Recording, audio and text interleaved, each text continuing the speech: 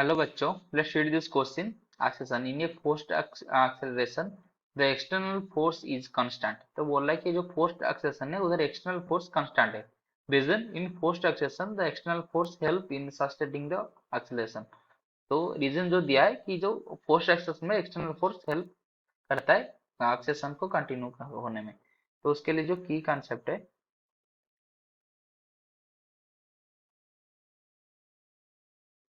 तो की कंसेप्ट क्या है कि फोर्स्ड एक्सेशन क्या होता है कि जो फोर्स्ड एक्सेशन होता है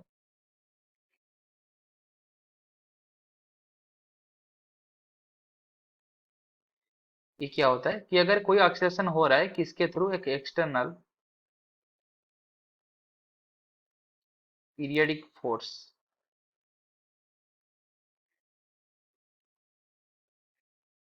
कि अगर कोई एक्सटर्नल पीरियडिक फोर्स एक एक्सेलेरेटर के ऊपर एक्ट कर रहा है तो उसकी वजह से जो एक्सेलरेशन होता है तो उसको फोर्स्ड एक्सेशन बोला जाता है। इसलिए इसको हम डायरेक्टली ये बोल सकते हैं जो forced accession external force helps in sustaining the acceleration, ये सही है, रीजन सही है।